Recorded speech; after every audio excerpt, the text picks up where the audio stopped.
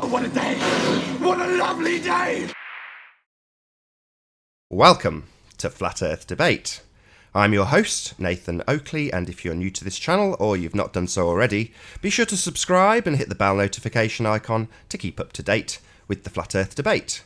If you would like to support this channel, there is a super chat that runs alongside each of these shows while they're live, and a link in the info box below the video once it's rendered. But most importantly, if you would like to join the discussion, simply mute the page you are currently watching, then click the link in the info box to join the panel and express your views on the shape of the Earth. There are a couple of rules in the Hangout. Number one, please don't swear. If you do, you'll be ejected, and if you are, please don't try to rejoin the stream using sock accounts. You'll be warmly welcome back on the next stream. Please also share the show, as sharing the show increases the live audience, of course, but this in turn increases the chances of a more diverse panel, so please share the show. And one last time, if you're new to the channel or you've not done so already, be sure to subscribe and hit the bell notification icon to keep up to date with the Flat Earth Debate.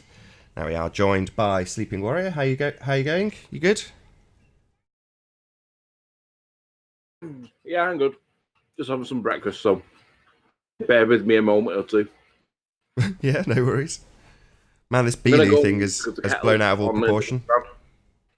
Oh, I thought you were munching breakfast, so I was going to talk for you. Go ahead. Yeah, the kettle's on in the background. It's about to get loud, so give me 1 minute. I'll come back to you. Okay. I woke up to a couple of different live streams from people talking about this Beeloo nonsense. Funny stuff. Very amusing. Glad I didn't endorse it fully.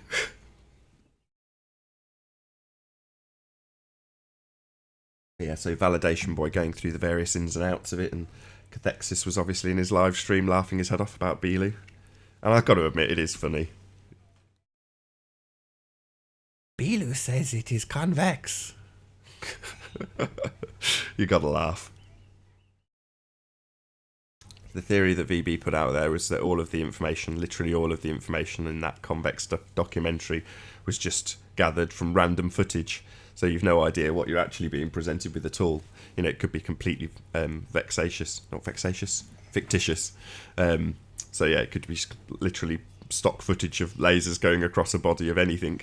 And then you just claim that that's a flat Earth test. Same with the surveyors. You're saying, well, they could have just taken some pictures of surveyors doing random stuff and then cut it all together and then had an overdub in English. And then Bob's your uncle. Farcical flat Earth proof video.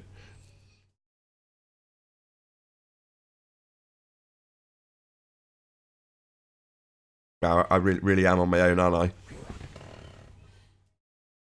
No, not really. Just the kettle's going to get loud. Or maybe it's not. Can you hear the kettle? Not at all. All right, okay. I got an email from Beeloo last night.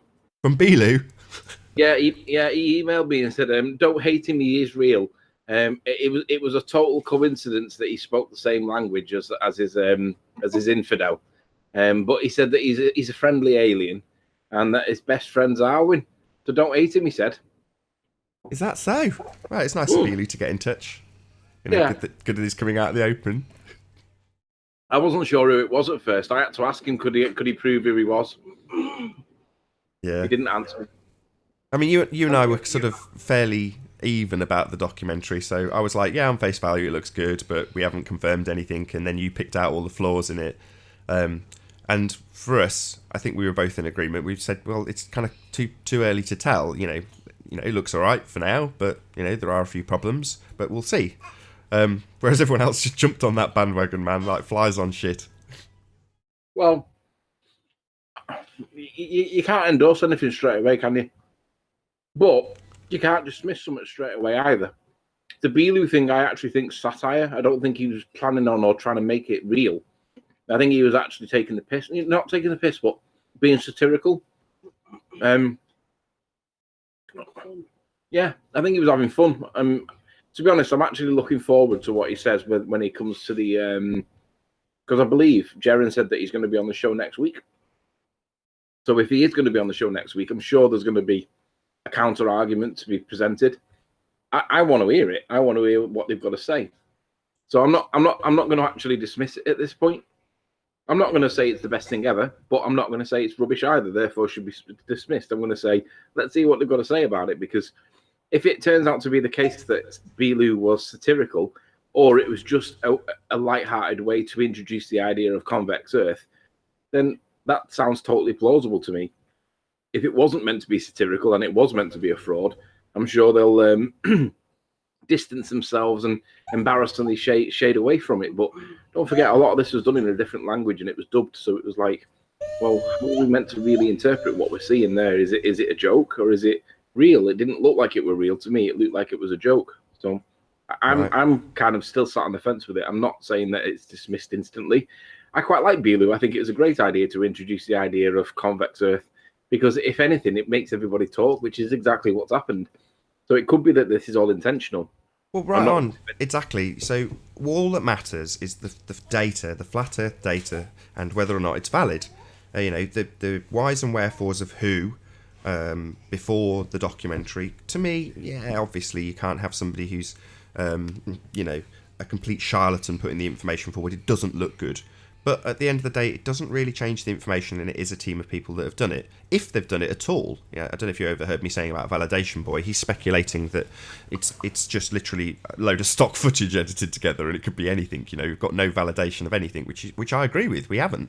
On face value, it looks good, but you just don't know what you're looking at. But there's no difference between NASA presenting us with stuff that nobody can validate, and them guys presenting stuff with anything that we can validate. So it's comparable to NASA in that respect. Just give me a second. I'm just gonna, if you can just go quiet just for a second or two. I'm just gonna shut down my desk and restart it again, just because there seems to be a bit of a problem with it.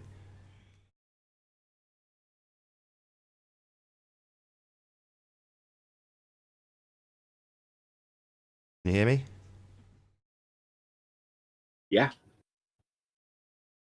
Yay, working again. There's just a few glitches since I've moved back over to the main channel, and over the next couple of shows I'll just have to work out a few glitches, so all good. That was quicker than I thought. Good.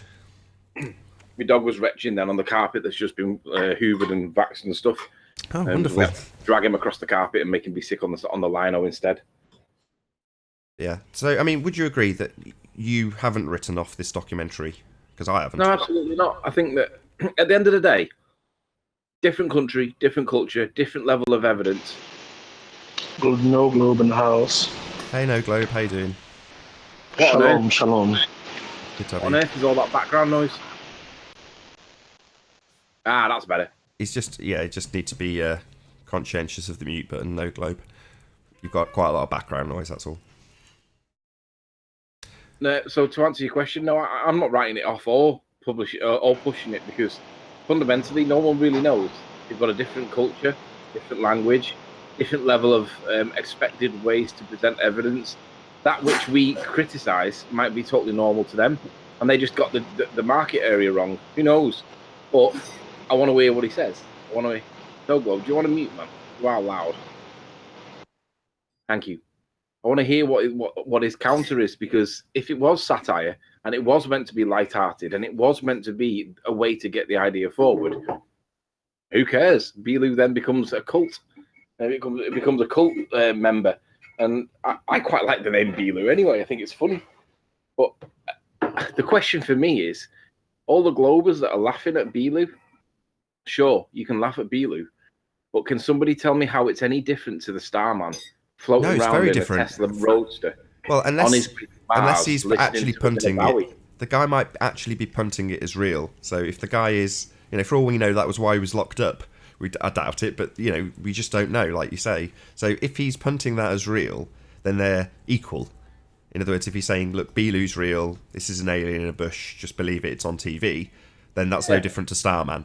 Starman saying exactly the same thing. However, if it is satire, if it is him having a laugh, and, Arwen summed it up nicely, it's like, well, they are much more into that kind of alien culture. It's a lot more prevalent on their TVs. Therefore, that kind of aside is just going to be presumably just taken as normal on their TV screens, whereas here it's like, well, that's outrageous. Yeah, and the other thing I noticed was that, thank you. The other thing I noticed was that, bearing in mind how much we get criticised if we don't publish temperatures and pressure and all that nonsense, right? But the ballers don't even do it themselves. But when he presented his evidence to support his assertions, he was missing key important pieces of information. He was missing things like elevations, accurate elevations, or even like guesstimated elevations. He was missing that. He was missing the actual distances on half of the things that he reported. And the only reference that he made frequently to was the amount of bulge in between. But he never gave us the maths or the evidence to show the actual distance, the numbers that were crunched that went into that. He didn't give us any of that information on most occasions. There was one occasion where he did, but most occasions he didn't. And there was one occasion where he said that he was at 14 kilometers, but he was actually at 1.4 kilometers, according to the ballers. Now, I don't know whether that's true or not. That's what I've heard. But let's say that was the case, that he was at 1.4. That's one of those mistakes that really you can't make. Saying that you're in the Straits of Gibraltar when you're actually in the Mediterranean Sea. Again, one of those mistakes that you can't really make. If you get your geography wrong, it kind of discredits your credibility on the ground on that basis. And the other thing that he said that I wasn't cool with was that a 3-story building was 22 feet tall. I'm like, no, that's just not right. 3-story buildings are at least 28 to 32 feet, something like that, because they're about 10 feet of floor. So getting them basics wrong, even if it was all genuine, legit, and kosher, and it was meant in the best of ways, it's still quite scruffy. But again, it's no different to Starman. You guys get stuff that you believe and accept, but that's incapable of being validated in exactly the same way that we can. We look at your work like Starman, and we laugh at it the way that you're laughing at this. We look at the shadows, we look at this, that, and the other to do with Starman, and we're seeing the exact same language, but now it's the other way around. The shoe's on the other foot. On this occasion, you guys have just got our version of Starman. Well, that's okay. You can have our version of Starman. We don't mind you having that, because we can't say that it's not. But neither can you prove that Starman's real. So who cares? Don't panic. Yeah. You know, like in the words of Elon Musk, it has to be real because it looks so fake. Yes, that's what was resonating through my mind when I was watching it. You can tell it's real because it looks so fake. Well, let's apply the same dictum and then say to them, how is it any different? You can tell that alien is real because it looks so fake. How is it any different? Yeah, but we don't actually believe it's real. That's the main difference. We understand entirely that Beelu nonsense is nonsense, whereas the Starman thing is not for everybody, but for the most part, they accept that Starman is real. We're talking about the alien in the bush, right? Yeah, the alien in the bush is not accepted Well, as Buster real. is trying to recant some stuff, damage control. Yeah, but we wouldn't. None of us would say that was something real, whereas Starman absolutely would be classed as something that's actually going on right now in their world. They think it is real. Nathan, how do you distinguish between Santa and you know Santa's not real, right? You know that, but how do you distinguish Santa from Starman? Because the only difference is a forethought. Your previous knowledge knows that Santa's not real. But if you didn't know that Santa wasn't real, you would absolutely believe it because there is more than enough abundance of evidence, preponderance of evidence to prove that Santa is a bloke floating around on a reindeer-charged sleigh. You can see him flying over New York. What's the difference between knowing something's fake and believing something's real? Yeah, forethought. You've summed it up already. There you go. So Beelu could just be as equally as real or as fake as you want it to be based on your forethought. And if your forethought is in favour of it, you'll believe it. No, I don't think so. Well, put it this way: if they accept Starman, or if they ever mention Starman in any kind of way, because they all had these icons at some point. Miles Delia Davis, he had a Starman for a while. And then all the flat earthers started putting their superimposed pictures on the Starman. That was great as well. But ultimately, these guys have got to accept that Starman's real in the same way that they expect us to accept that Beelu's real. But ultimately, who cares? You guys have got Starman. That's worse than Beelu, in my opinion, because I don't think Beelu was ever meant to be real. I think it was satire. Exactly. So, well, even if it wasn't satire, I have discernment, so I can discern that it's not real. You know, the same applies with the original documentary. You looked at it and went, yeah, on face value it's right, here's the mistakes, we'll see how it pans out. Well, that's having, at least to a certain degree, you okay? That's having discernment. Well, no one who's accepting Starman has looked at it with any kind of discernment whatsoever. They just accept it. I tell you what was interesting last night. I don't know if you saw it in the masturbators chat on Skype, but Arwin was pushing that you couldn't rule out that Bilu was not real because you can't prove that he's not real. And so he was saying, yeah, but we can use our own discernment to work it out. It's not that difficult. But Arwin was like, no, you can't prove that it's not real. And I was like, Arwin, you can work it out. It's not difficult. But the point he was making was that how can you prove that it's not real? It's there. So if you're accepting that Starman is real, you've got to at least accept that Beelu is real unless you can prove that it's not. And when you take it from nice twist. Nice twist. Oh, right. So we can't disprove Starman. It's obviously way too expensive. Well, it's obviously way too supernatural, and, you know, that alien was only there for that one encounter, so you disprove it. Yeah, exactly. What he was saying is you cannot disprove that Beelu was not real any more than we can prove that it was. So therefore, it's 50-50, not 100% one way. And he's right. You can't disprove that Beelu is not real. You have to accept that there is the small slither of possibility that it might have been real, because you can't prove we need that to it make wasn't. this clear now, though. I absolutely do not believe that Beelu is real, and we're not saying that he is. We're just saying that as you compare and contrast Starman with Beelu, you're left with exactly the same conclusions to be drawn.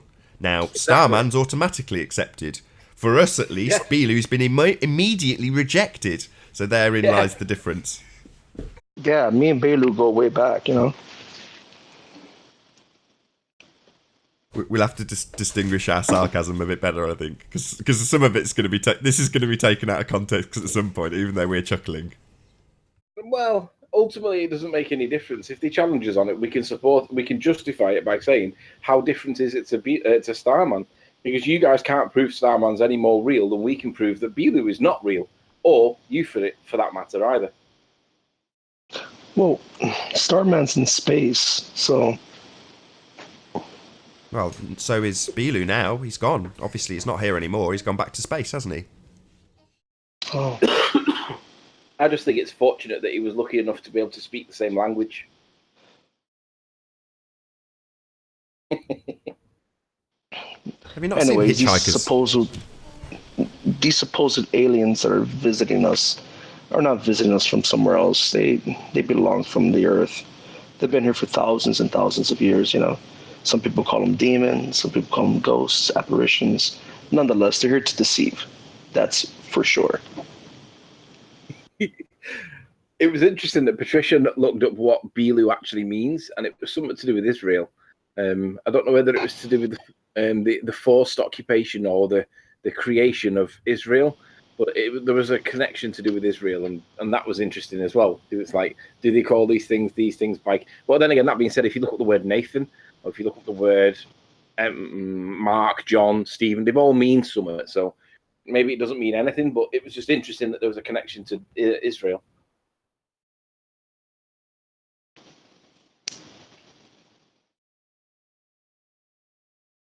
Scott Veach Where's says Arwen? Scott Veach says these guys totally believe Starman more than Beelu. Why are they lying?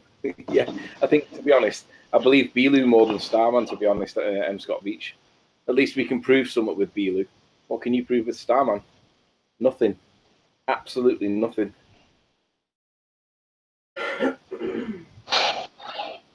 Where's Arwen? Yeah, there was.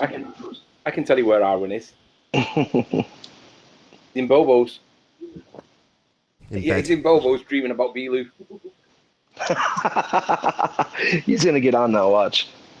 Yeah, Like, what was Arwen's very that? much from. To be honest, Arwen's view on Beelu is very different to most people's, because with him being in a different country and the way their country is about like things that we don't consider to be credible or whatever, they do have a different view on UFOs and the like. They are more pro UFO in his country than what anybody else is. So he was not as staunch against it initially, although he does kind of understand that it isn't real. But his point was valid. You can't prove that it's not real any more than anybody can prove that Starman is real or not real. So his point's valid, even though his argument is ridiculous. It is a valid point.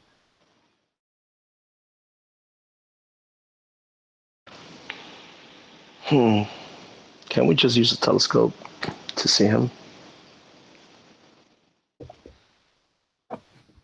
Come on, up here. Now sit down.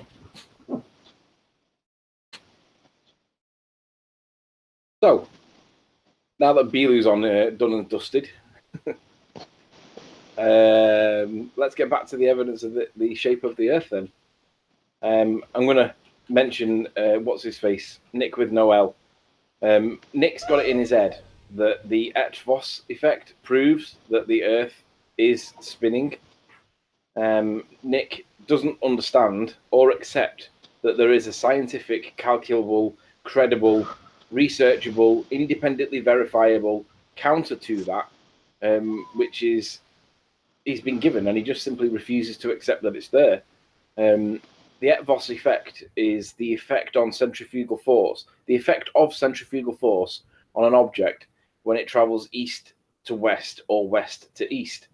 Now, basically, if you're traveling with the spin of the Earth, you will increase the amount of centrifugal force, therefore you will appear to be lighter. But if you're traveling against the spin of the Earth, you will reduce the centrifugal force and you will appear to be heavier when you're traveling left to right or right to left. And I see Nick in chat now. Nick, why aren't you on the panel? There is an open link. You can join. You can tell me how wrong I am, and you can tell me how stupid I am. But you won't come on because you're a keyboard warrior, otherwise known as a troll. Anyway, so the science tells us that the Et-Vos effect, or rather Nick L tells us that the Et-Vos effect is proof that the Earth is spinning. However, Nick refuses to accept that there is something called the Birkeland current, which directly affects that experiment. And unless you isolate the object that you are testing against the effects of the Birkeland currents, then your results are null. They're void because they are not isolating the one variable that you are testing for. You have to isolate that. Nick simply refuses to accept that there is an alternative explanation for that which he claims is the rotation of the Earth. He refuses it. He's a science denier, and he simply ignores that fact. And I find that simply repulsive, given that he is some kind of scientist. He doesn't want to accept that there is an alternative Not a scientist. explanation for He's it. just at university. Pardon? He's not a scientist. Yeah, well, that's what he claims. He claims he's some kind of scientist. So if he is, he refuses to accept the Birkeland currents directly affect that result. And because that result is now questionable, it has to be dismissed until the control is put in place to show that the one thing that is being tested is the only thing that's being resulted. Nick with Noel, you're a fantasist. You're a science denier, and you have no science to support the Et-Vos effect proving the rotation of the Earth. Stop preaching it. It's nonsense. Pseudoscience Nick with believer. no L, you're a gnome.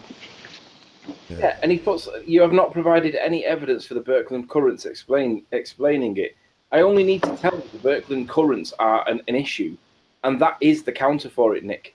So look into the Birkeland currents. They are well known, they are well documented, and they directly affect that experiment. Tell me This how message brought to you by Sleeping Warrior. Pardon? And I'm saying it's awesome. I agree with you. Yeah. So tell me how electromagnetism affects chargeless particles, please. It pushes the charge around the neutral particle. It forces a disequilibrium. That is the effect. It's a negative effect, Nick. So what's your problem?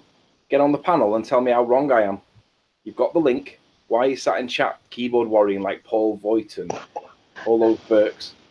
Join the panel. Nick, get on, Nick. Yeah, come on, Nick. Stop shite. Nick with no L. Yeah, Nick with Noel. Do you know he changed his name because he was being bullied by Pete Shea, one of the most harmless people. It's like being bullied by Arwen. So ultimately, he changed his name because Pete Shea was bullying him. How ridiculous! So what happened to Supreme Hyena? The name just gets better and better. Yeah. He was in Validation Boys chat yesterday, having a good laugh about Beelu. Do you know, Say the good he, thing it could about be a Beelu she. is nobody in Flat Earth suffers. Nobody suffers any loss whatsoever. Not even Globebusters. Bob, damned if he does and damned if he doesn't in that situation, because if he didn't retract it straight away, he'd have been criticised by the ballers for, and they'd have said, "Why didn't he just recant it straight away? Why didn't he just apologise and say he got it wrong?" But if he does that, then they're unhappy that he supported it in the first place. So they moved the goalposts. So whatever Bob does there, he is wrong. He is going to get criticised, and he's not going to get away with it. So he's damned if he does and damned if he doesn't. Peter's a nice guy. He's actually pretty cool. Riley, quote, "He who asserts must prove, unless it's me asserting." No, you're the one that's asserting that the Evos effect proves the Earth is spinning. I'm the one that's saying it doesn't because there are other things that affect your experiments unless you isolate it. And don't forget, the only evidence that you've got so far is Paul, what's his name? The Australian guy, pilot guy. Come on, Nate, what's his name? That Australian guy. Pilot? Yeah, the Australian pilot guy. Hey, Mark Sargent? Wolfie? Wolfie. Yeah, Wolfie you've only got 7020. Wolfie. You've got Wolfie, 6020, I think his name is, and he's got a metallic. I think it's gold or brass or something. He's got some shiny metal. Obviously, metal itself is subject, and he's on a plane. Now, there's an issue with him being on the plane in the first place, called detachment from Earth.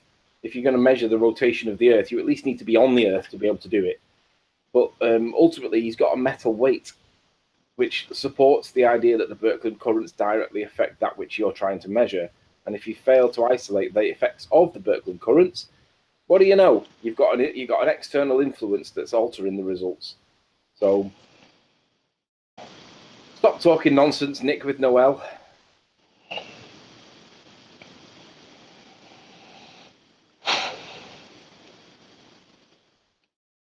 Yeah, so I mean, the evidence is in the water, guys. I mean, water just seeks its level, doesn't curve. I mean, it just doesn't happen. Spinning 1,000 miles an hour. No Globe. Gravity can't be so selective. Was that? Did you watch No Globe? Did you watch Beyond the Imaginary Curve last night with Dell? No, I didn't. The last video I saw was them trying to like do some damage control, something about this guy's behind some alien video, and he thinks he's like a psychic or something like that. I don't know what was going on, to be honest with you. Nathan, how do you know that Ranty's working? I haven't heard from Ranty in a week, almost. I keep telling you, he was on the show a couple of days ago. Pardon? I think it was number 81, 2 shows ago. 181, I should say. He was on and he just said, yeah, I've been working, I've got this, that and the other job on and blah, blah, blah. So he's just working. Yeah. To be honest, I did speak to him last night, but he was really quick because he'd just finished work, he got in bed and I messaged him and I said, are you actually still alive? And he rang and he just said, I am, but he said, I've got like a couple of busy days on the next couple of days. He said, I've just not got a chance to get on. And he didn't even know about Belu. I had to give him a quick Belu update. What was his reaction? He was gobsmacked that this Belu thing even existed. He found it hilarious. And I said, yeah, but it really is a thing. Go and have a look. We were very much, not at cross purposes with Ranty, but he was very much an advocate and all excited about this Convex documentary. I said it stunk of controlled opposition and Anthony was quite neutral. After the documentary, I was actually more neutral than sceptical, and Anthony became more sceptical, so we kind of swapped over. But Ranty was still very much in favour of it, so while Anthony was being sceptical about it, that caused a couple of issues, because Ranty was obviously very keen.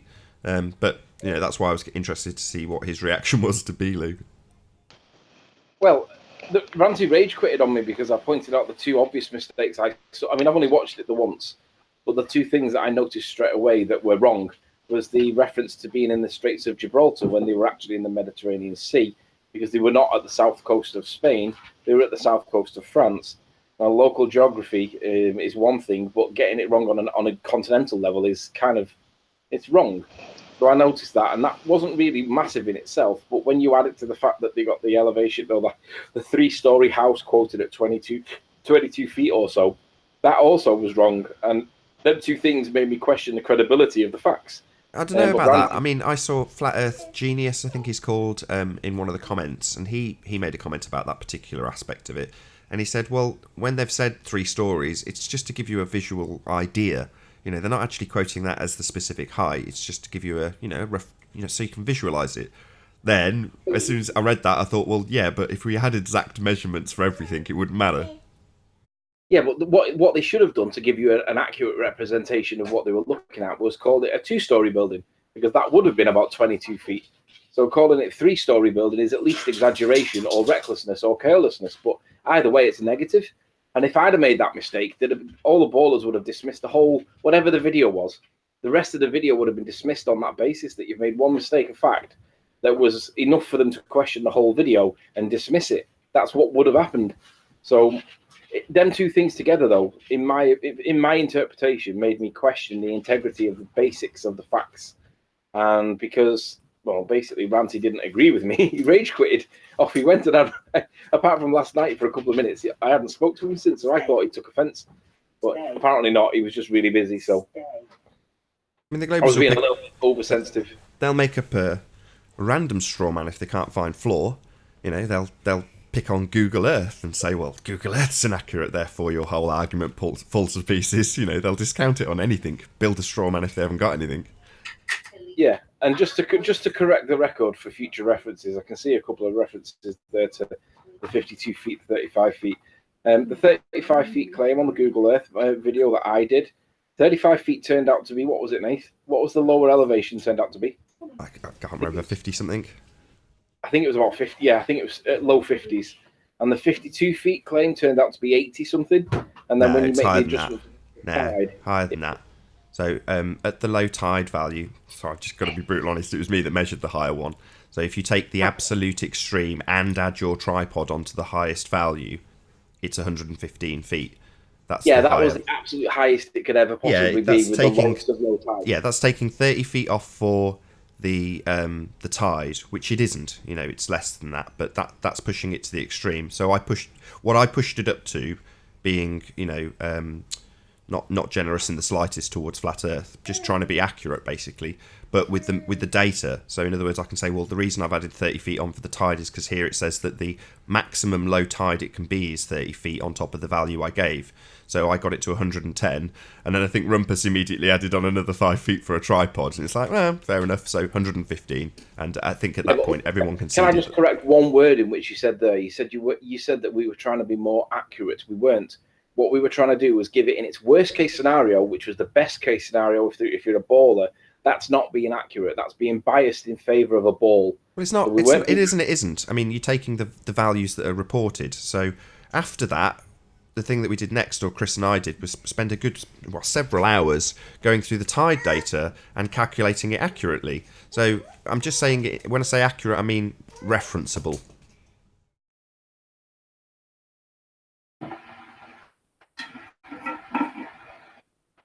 So anyway, yeah, my point was that, you know, you can take things like this and say, well, once you run a tape measure down this particular point of a cliff, you can get a different measurement to Google Earth, which is what you've quoted. Therefore, your entire argument falls to pieces.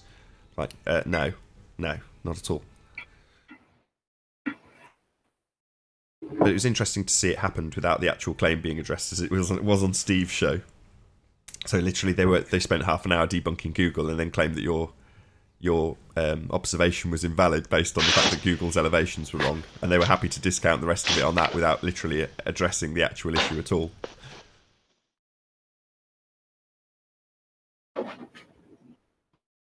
You're right, No Globe. Yeah, I'm good. I'm just making a quick brew. Yeah, no worries. I'm just cooking something right quick. All right, well, it's probably a reasonable enough opportunity for me to do a quick link for about half an hour into this show. So if you're new to the channel, or you've not done so already, be sure to subscribe and hit the bell notification icon to keep up to date with the Flat Earth debate. If you'd like to support this channel, there is a super chat that runs alongside the show while it's live, and a link in the info box below the video once it is rendered. But most importantly, if you would like to join the panel, simply mute the page you are currently watching, then click the link in the info box to join the discussion and express your views on the shape of the Earth. If you do join, please don't swear. If you do, you'll you'll be ejected. If you are, please don't try to rejoin the stream using sock accounts. You'll be warmly welcome back on the next stream. Please also share the show, as this increases the live audience, but that in turn increases the chances of a more diverse panel. So please share the show. And one last time, if you're new to the channel or you've not done so already, be sure to subscribe and hit the bell notification icon to keep up to date with the Flat Earth debate. There is around an hour and a half left on this live stream. Shout out to Tuft of Trees. Shout out. We've got Tuft of Trees in the chat. I don't see Tuft of Trees. Tuft of Trees. I love it. I love it. That's the best troll ever. Well, you met him. You were talking to him the other day, weren't you? Tim Osman was on the show. Oh, that was Tuft of Trees? Yeah. We literally discussed it while you were on the panel. Oh, yeah, I didn't remember. Sorry, guys. Yeah, we commended him for his top quality trolling. You other trolls out there need to take note. That's how you troll. Hello, Ruhif. Good to have you. It is Ruhif. Welcome, sir. Hello, cupcakes. Hello, Snowflake. Nice. Thought I'd help you out tonight. When's the ISS going overhead? Oh, but he has popcorn, I think. When does the I do, ISS go literally overhead, have popcorn. Ruhif? Literally have popcorn. Nice. Yep, running out. Have you done your ISS transit yet? No, that's tonight. I've actually set up a bed. I've set up a bed in the study, so I don't wake everyone up at like 2:30 in the morning. Where are you actually tonight. taking it from? Where's the location that you're going to take it from? Just outside, literally on your front lawn or something? Manly. No, it's about, I don't know, 5-10 k's from here. It's a place Manly, just north of Sydney. Like Manly? Manly place. Cool. Yeah. So, I'll bring up so it's a proper jaunt then, it's not just stick it out your window. Excellent. Oh, it's not that far away, like 10-15 minutes. Where is it? Transit Finder. So I'm looking forward to comparing and contrasting your transit of the moon with Red's Rhetoric's one, because you've both got the same camera, and you should both get the same results. Forget about the angle, but you should both get the same results, and I'm going to be really interested to see how that one works. Wait, what do you mean the same results? Like what result? Like that we see it? Or what's the... No, have you seen Red's Rhetoric's transit of the moon? Yeah, he had him and someone Astronomy Live. Is that it? I don't know. Did I get oh no, there we go. Still. But we should see. He had someone else. He had someone else about 1 kilometre away, still in the I don't know path, and I think they triangulated the distance to the ISS using those two observations at the same time. Oh, really? They triangulated the distance to the ISS using them. That's really so. Basically, we should expect that you're going to stick it on moon mode on the camera, right? That's what Reds did. I don't know if there's a moon mode. I'll figure it out tonight. You know the dial on the top. Yeah. One of the modes Okay. of that dial is moon mode. It's got a picture of a moon on it, and that Like, he says that I all don't have a moon. I've got a nighttime photo thing. Hold on. Oh, you got a Chinese knockoff. yeah. No. Got it from a retailer here, so not an eBay job. I was just joking. Well, yeah, he was joking, but Maybe that ISS is made by Taiwan. Maybe the holographic, whatever we're gonna see, right? Transit. you should have a button on the top. One of the modes on the circle dial on the top. Should be there's moon. a night one, so it's like a person with a star in the background. Oh no, there's a moon. There we go. I got you. Yeah. So all Reds did was he put it onto moon mode, and then he didn't change any other He didn't change any other settings. He says. So you should get comparable, and not contrastable evidence. So forget about the angle. No, what zoom value do you use? Like I would assume he would zoom in so the moon fills the viewfinder, right? Yeah, it fills the viewfinder, but then take a little bit off because he wanted to. Don't fill it all completely. Just make it a little bit smaller so that. But what's the result you're talking about though? Like what are we meant to compare to find something similar? Well, just the general composition of what you produce, because I mean, I'll be honest. I'll be honest with you. Nobody considers, well, not many people that I've spoke to, considers Reds to be. Bloody hell, here he is.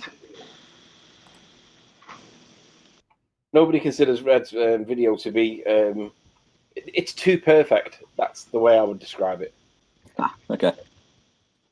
Anyway, I'll try and film my location and show me pointing the camera up at the sky and that sort of stuff. I don't know. Ramsey, is that? It is, yeah. Hey, welcome back, champ. I didn't know if it was really you or a sock. I've got my own sock now, have I? Yeah, of course. Oops, hang on. I've got to agree with you with Red's footage. It just looked too good. I mean, the best thing I'd seen prior to that was Chris D. Take Back Space TV. Check out his YouTube channel, fantastic moon observations with a really good telescope, a really good mount. He's got all the equipment to do it really well, and his capture just wasn't anywhere near as good. So I don't have a mount. Like I've just got a plain tripod, so I'm going to track it manually. Sure. I You don't mean, need a mount. Take Back Space TV is doing it with a proper telescope, though. You know, he's tracking it on an equatorial mount, and he's just got, in terms of how he's controlling it, he's just got it down pegged in terms of his muscle memory. And Someone's got background. Who's got background noise? Yeah, it's no globe. Step on me, Come on, no globe. Cam. Got it. That's There we go. better. Yeah, so it's one of those. That's the best I'd seen to date, and Reds was better with far inferior equipment. So that didn't really make much sense to me. But maybe he's just luck of the Irish. He just happened to get a really good clear image and tracked it really well. Whereas Take Back Space TV was trying to track it through the night sky as opposed to across the moon. So they're not exactly the same, but still, Reds was miles better with inferior equipment, which kind of puzzled me a little bit. Yeah, and the other thing is, take his with a P900 because I think Astronomy Live did not use a P900. He had like his full telescope with equatorial mount and everything. Oh, okay. right, listen to what I said. Listen to me. Reds put it on all these. I emailed Reds and asked him what settings did he use on his camera, thinking that he'd have gone in with like specific ones, and he didn't. He put it onto moon mode, and that was it. Now I know what the camera's like at nighttime, and it's crap. Now even on moon mode, yeah, you do get a nice moon, but I wouldn't expect it to be able to pick out the ISS. Now what he picked out, either in my opinion, was too good for that camera, or it's not the ISS as in the big thing that's floating around in space that you guys worship. For me, that was proof that it wasn't real. For him, it was proof that it was. But Well, whatever see. went on, you should We'll have a comparison hopefully tomorrow if Ruhif is kind enough to show us what he gets. Hopefully we'll The get a weather did comparison. clear this afternoon, so it's looking all right. Cool, They excellent, don't worship the ISS. They worship Helios. correct. No, they worship Starman as well. No, sorry, that's what piqued my curiosity earlier. Talking about Starman versus Santa and that sort of stuff. No. We were talking about Starman versus Billy? Belu. Did you miss That's that right, bit? Stone Billow. No, I heard it. And it got me thinking about sort of what background information we both have and how that differs. So from my perspective, I'm obviously believe that they do launch rockets, they do launch satellites, that sort of thing.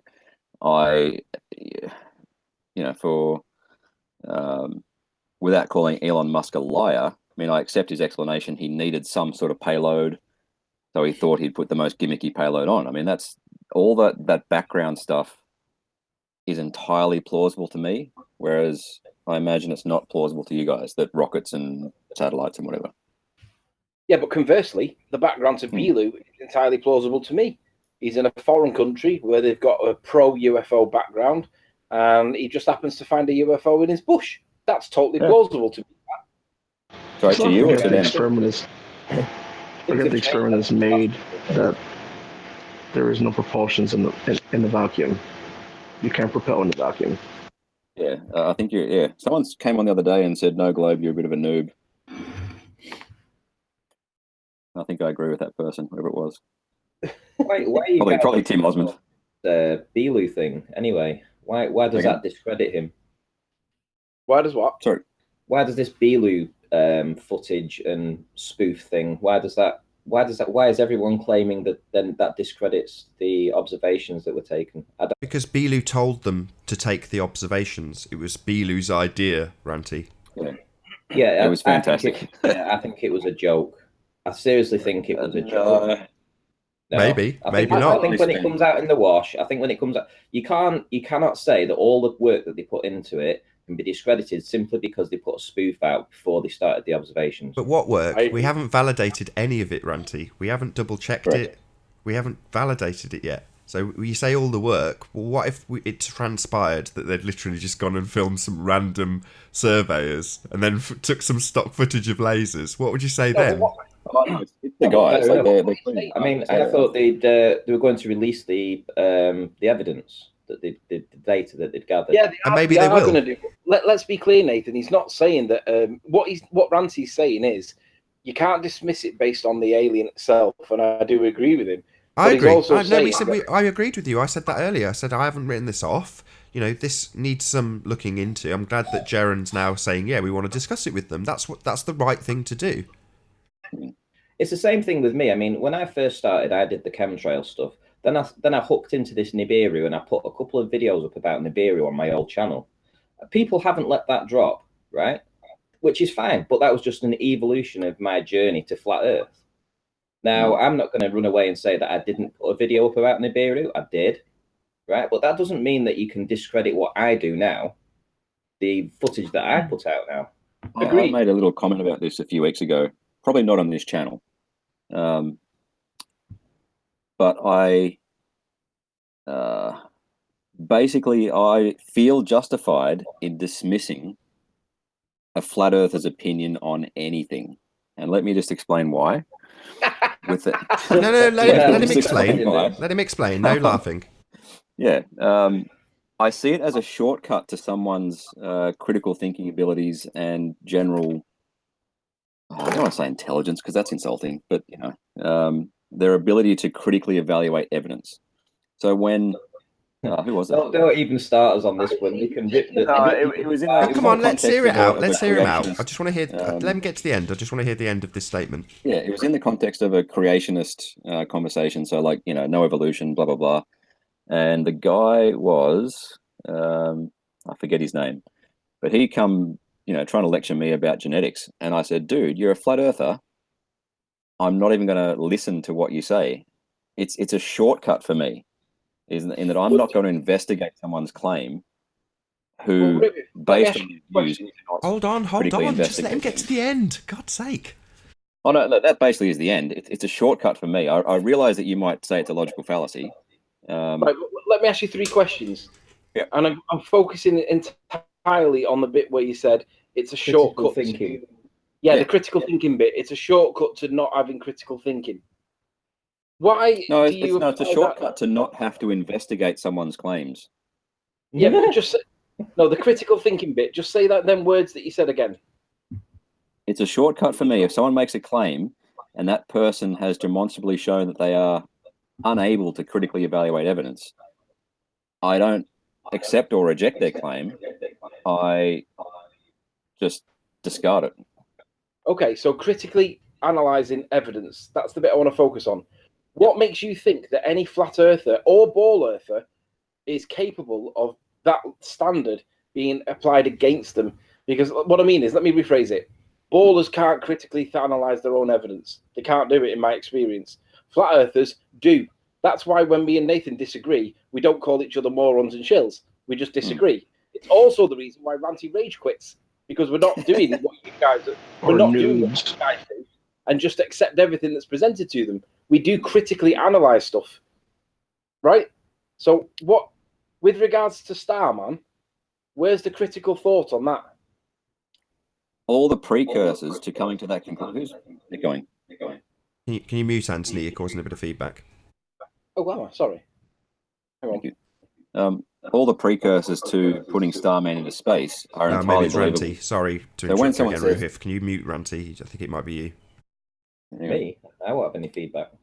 Well, there's only 2 of you talking, and we've still got feedback, and I'm on mute. So There we go. All right. All the precursors to accepting Starman is in space are entirely plausible in my perspective. And I realize that they're not in your perspective.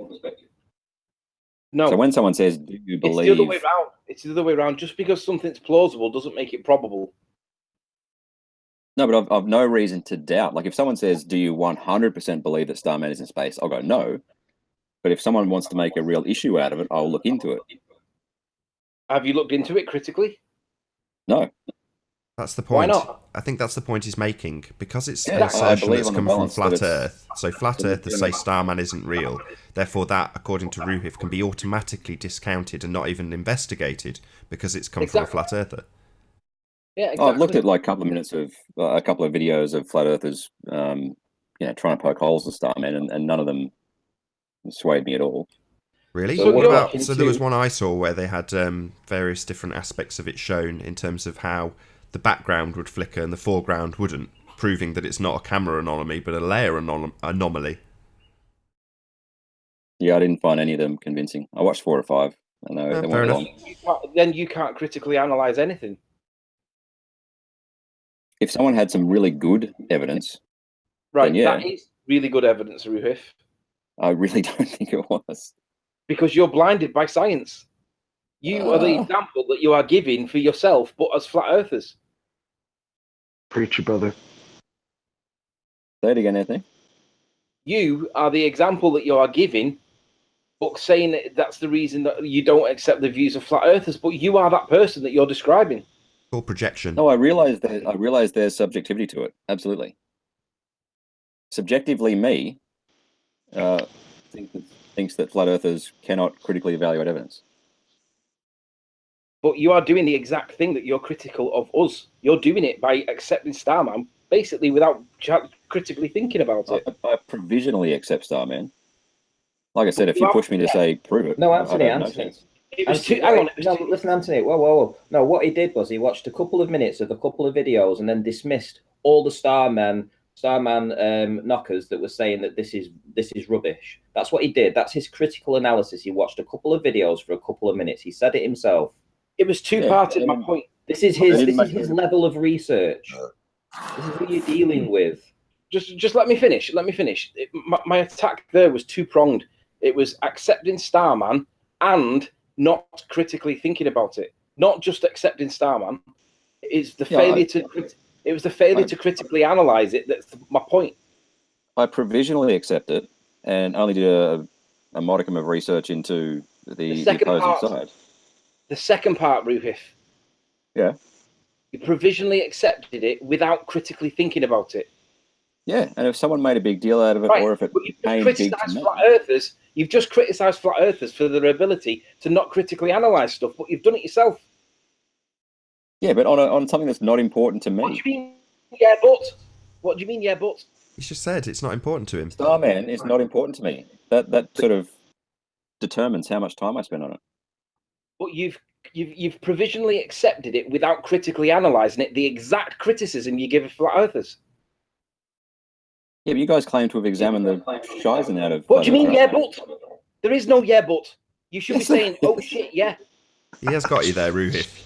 You've literally admitted to looking at Starman and accepting it without any critical thought whatsoever, which is exactly what you've just levelled at Flat Earthers. I provisionally accept it. Right, You that's guys the point. Without That's critical exactly thought. the point. Rue, You guys claim to have second part that investigated you're flat missing. Earth for years, right? Rue, it's the second part you're missing. You provisionally accepted it without critical thought. But that's the criticism you're aiming at us. I wouldn't care. No, but it's the lack of critical thought that you've criticised us for, that you've committed yourself. That's the point. Saying you don't care, that is literally a really vivid demonstration of lack of critical thought. Saying, well, I didn't care. It's like, yeah, No, that's the forget point. Starman. Forget Starman. It's not about Starman. It's about the critical thought aspect of it. So you've provisionally accepted it without critical thought. But you've criticised flat earthers for the exact same thing. No, but you've got to realise the importance of one thing versus another. There is no Did but. I have Cocoa Pops for breakfast? No. There is no but. You've Yes, done there the is. exact thing that you criticise us for. You guys claim to have investigated flat Earth for years, right? We're going to get back to this. You can't really use this how long we've been looking at it for, Ruhif. Otherwise, I'll start asking you for scientific proof of Earth curve. Because you've had 2,000 years, right? 2,000 years to prove it. And it has been proved to my satisfaction. To your satisfaction.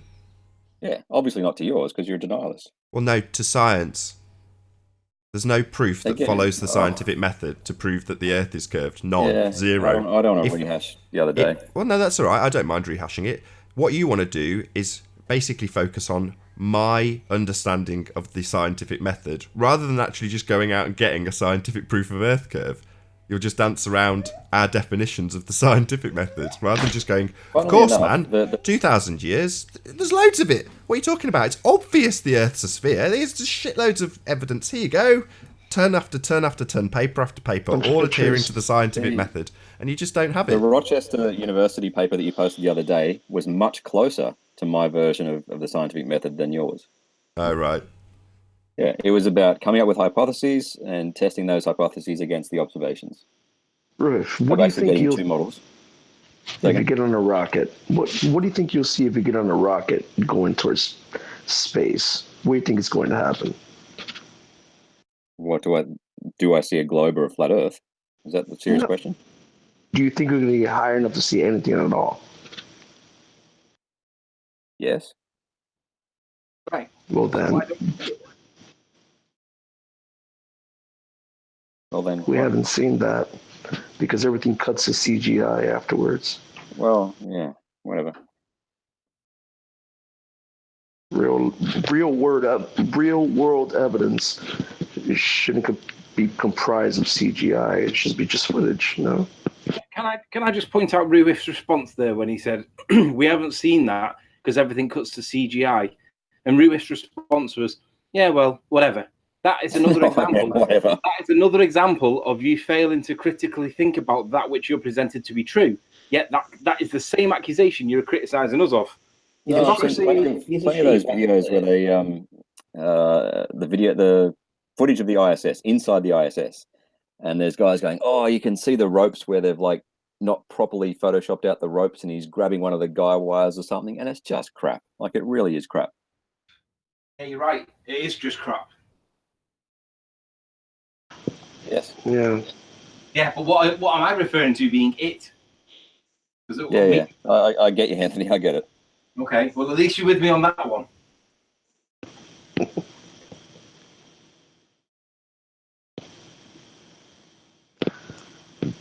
I don't know. We haven't gone back to the moon because they just were to take Base. Nathan, Yes. would you agree with me if I said that I don't think Ruhif understands the point I was making still about the lack of critical thinking on his part? Yeah, I don't think he does get it. He's just doing a good job of dodging it. No, I understand the point. Would you like me to explain your point back to you? Yeah. Yeah. You said. Yeah. You're accusing me. Hold on, let him explain back then, Anthony. Go ahead. Sorry, Ruhif. my turn? Okay. I accuse flat earthers of not being able to properly evaluate or critically evaluate evidence. And then I said, who's that? Hello, new guest. Chocolates, how you doing? Say hello. What's up, guys? Good to have you. Hello. Hello. Can you hear me? Yeah. Tommy, huh? See if Ruhif continues or if he's been saved by a new guest. And then Anthony accuses me of not critically evaluating Starman. There is a difference as to my provisional acceptance of Starman as opposed to your like 100% belief that the Earth is flat. There is a strength of conviction. Ranty, you change your picture. Do you mean a subjective strength of conviction? What do you mean? Is it a subjective strength of conviction in favour of yours with the ball Earth? I'm 100% Hey, Lottie, sure how you doing? the Earth is a ball. Can you say hello? Hold on, 1 second, guys. 1 second. Hello, Lottie. Hi, Nathan. Is my mic okay? Yeah, brilliant. Yeah. Good to have you. Bloody hell, not Thank heard from you for a while, Lottie. Sorry, Sleeping Warrior. We've not heard from you for a while. Where have you been? I've been busy researching Belu. Just a quick question I wanted to point out, Sleeping Warrior. You said your observation point for the lowest one was 52 feet, which is higher than 36 feet. So I think that means Ranty owes me £5,000, if I'm correct. Boom. That would be the observation wasn't point. it something to do with the amount of caravans they stack on top of each other?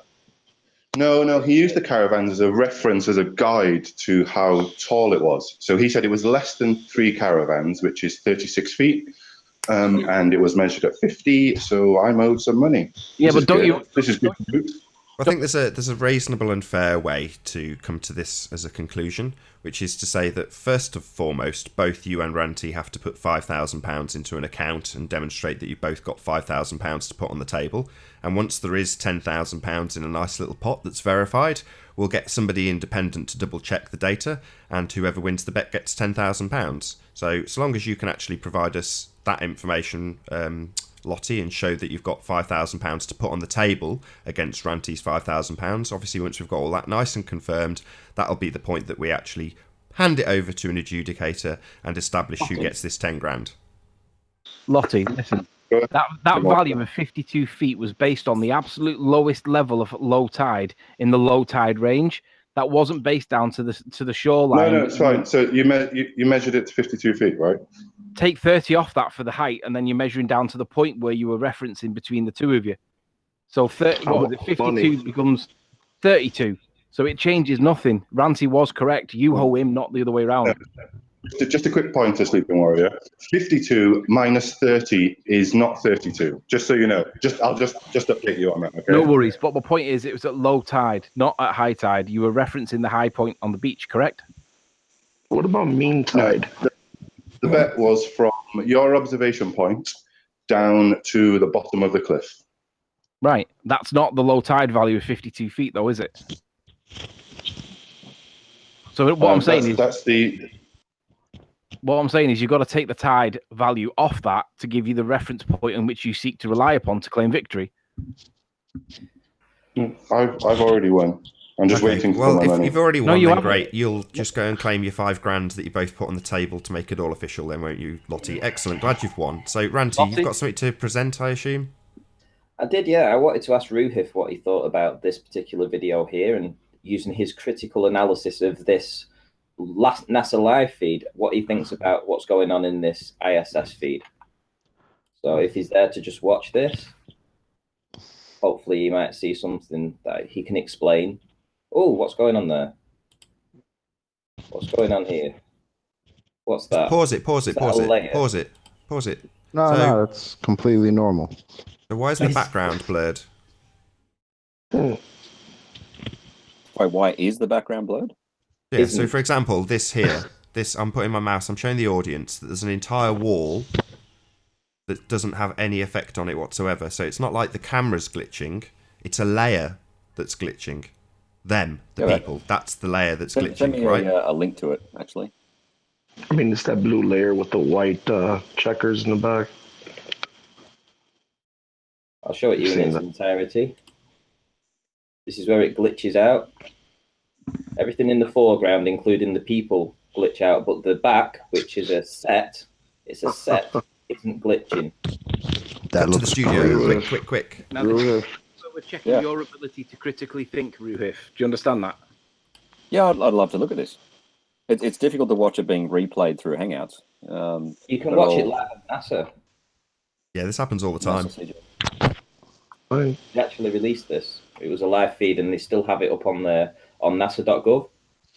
And can I just add to that we also, the Flat Earth, believe that NASA are doing this intentionally because we think that they're actually laughing at your ability to not critically analyze stuff. Yeah, I don't buy that, obviously.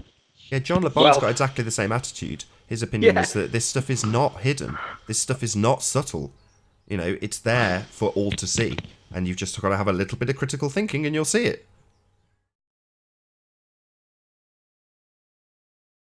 Or not, as the case may be. Exactly, or not. Like I said, I'm happy to look at it. Well, it's not specifically this one that we're referring to. It's the inability to critically analyse the evidence in which you presented that you criticised us for, and you're demonstrating satisfactorily to yourself. You're doing the same. I think this footage is quite interesting.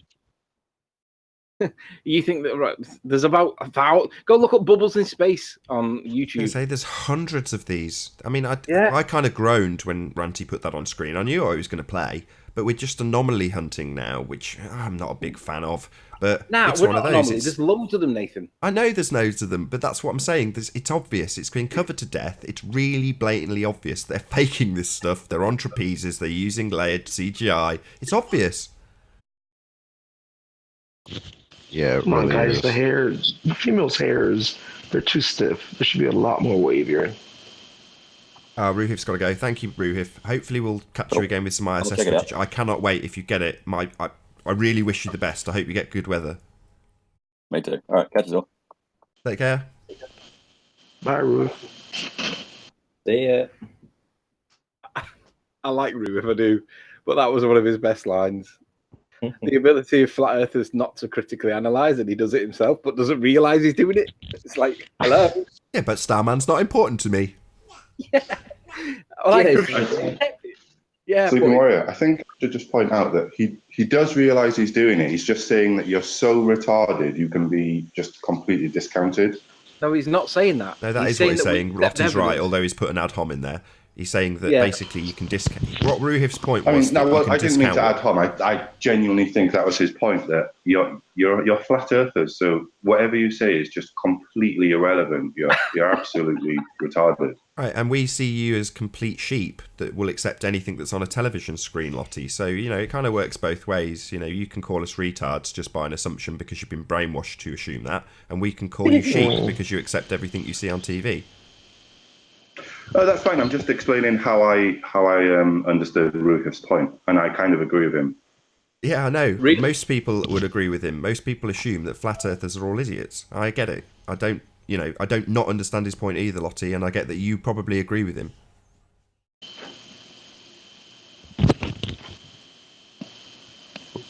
However, you've got Starman floating around in a Tesla in space, haven't you guys? So, yeah, who's the retards? Yeah, at least Right. You realize just attaching a metal object shaped like a car to the side of a rocket is so much less retarded than speaking to an alien in a bush. Yeah, we don't believe that either. Hey, Oxy, how you doing? First time on the panel. Good to have you. Can you hear us? Say hello. Hello. Oh, Oh, too late. I booted you. Sorry. so did I. It could have been You me just or took you. that little bit too long, Oxy. Sorry, it's the first time you've joined. I know you're in the chat. I did hesitate to boot you and waited a few seconds before I did. I held back as well, but you didn't get in quick enough. Sorry, Oxy. Oh, damn it. New guest too. Sorry, Oxy. Really, really apologise. He's a Glober too. Damn. We've got probably one of the best globonic morons in here now. Lottie, let's why cut the ad homs. Come on. All right, Lottie, tell us why you. I say that again. Sorry, I was laughing over you. Tell us why you think you won the bet. First of all, can you tell everybody what the bet was? Because I'm still not clear on what the bet was. I got it roughly, but tell us what the bet was. Are you serious? You're not clear on the bet. It's been explained to you like dozens of times, Sleeping Warrior. Right. There's no way you can't understand it. It's simple. Ranty said that the observation point that the lowest observation point from there to the bottom of the cliffs was less than 36 feet. That's it. That's the bet. Right, but he's right. It is 30. It's about 36 something feet. It's not that much. I can't remember what figure it was actually. Okay, it's 36 something. It's 36 something that lost. And when the bet was originally laid out in debate number 90, he said the cliff is less than 3 caravans. Well, actually, it might be 3 and a bit. So he already admitted that it was more than 3. So he's incorrect. But the value that we've given isn't referencing the high tide. The value that we've given is representing the lowest of the low tides. Stop, So you just stop, Riley, because you're already wrong. We're not talking about the tides. We're talking about from the top of the cliff, your observation point that you lied about in the beginning, to the bottom of the cliff. The tide is irrelevant, you absolute moron. No, but you're claiming a victory based on 52 feet, right? Well, no, my victory would be claimed on being higher than 36 feet, Riley. Right, but when we ran the tape down, it turned out to be 34. Was it, Ranty, or 35? It was basically. Yeah, I mean, essentially, this was the bet from your observation point here down to the rocks below. And we've actually got a physical measurement of me measuring up this part here. I've done it twice or 3 times, and it came out at exactly the same amount each time. I believe it was 29 feet at this point. You've never actually got anything right so far, Ranty. Why would we Hold even on, hold on. look at your clip art, mate? Lottie, so he's just said that he's measured it to 29 feet, right? So have you counted that and gone and measured it to debunk that claim? No, I haven't. So pay him $5,000. Hang on a sec. We have measured this. He doesn't just claim the height and then I pay him. Otherwise, I'll just claim it 100 feet. All right, so I'll go through it again, Lottie. What we'll do is you'll put £5,000 into account, and so will Ranty. And once we establish that there is £10,000 on the table, we will get an independent adjudicator to go and measure it. How about that? Sounds good. That sounds right. Really great. good. As soon as I see your $5,000 on the table in escrow, we will go ahead and get an independent adjudicator. So as soon as I see Lottie's $5,000 on the table, we'll go and get an independent adjudicator to go and measure it from the top to the rocks, like Lottie has just claimed. Okay, Lottie? You're an idiot, Nathan. You're nothing to do with this. Yeah, I'm going to make sure that you can't just hold somebody randomly to $5,000 unless you have actually stumped up and put on the table £5,000, Lottie. Because otherwise, it's just nonsense. Just nonsense that you're asserting over and over again like you actually have got $5,000 to put on the table, which I am in absolutely no doubt whatsoever. You haven't got a pot to piss in, mate. So holding somebody like Ranty to account for $5,000, unless you put $5,000 down, is totally erroneous. Hang on, I'm more interested in what the actual bet was. Can I just ask, is this what the bet was, where this photo was taken from? Yeah, it was from Anthony's observation point here to the rocks below. The first one that you lied about? Sorry? It was the first observation point that Riley lied and denied. Have you got any evidence that says it was from that point? What the bet was? What did you say? Sorry, Ranty. No, well, you wouldn't do, would you? Because you don't know what the bloody bet was. You assume that it was from Anthony's point at the top of the hill. Well, that wasn't the bet now, was it, Lottie? Before you sign up to something, you need to be very careful about what you're signing up to. Lottie, what was the bet? Seriously, you need to check the terms and conditions of the bet. And this was the terms and conditions of the bet. 14 grand got USD. Oh, what's happened? Had a couple of network connections maybe? Lost a couple of guests. Yeah, nobody sniped they're still anything. in. I think he's dropped. Good to have you. Yeah, Thanks for being here. Feel free to rejoin if you just had a network problem. Lottie, is the bet from the where Miles Davis was, or is the bet from where the observation point was, or what? You tell me where it was. It doesn't matter where he thinks the bet was. I made the bet. I made the things. I made the conditions of the bet. I was very clear and specific about the terms and conditions of the bet. He accepted these, and this is the terms and conditions of the bet. From this observation point to the rocks below.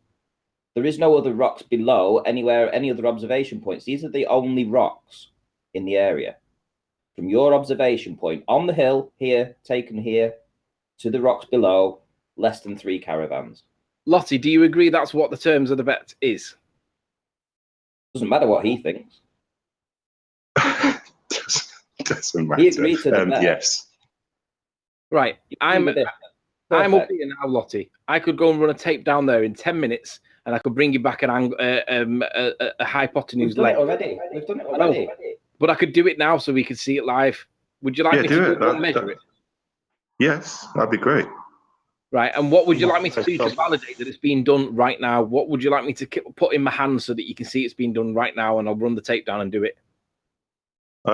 What? Sorry. What would I like to be put in your hands? What do you mean? So that you know that I'm doing it just for your purposes, for you right now. What would you like me to do to validate it, to show that it wasn't a previous video? Oh, it's fine. Just do it. Right. I'm not one of these paranoid idiots. I'll if you present it, I'll most likely believe it's you. So just be clear. So it's from this point that Ranty's got on screen, right? Is that right?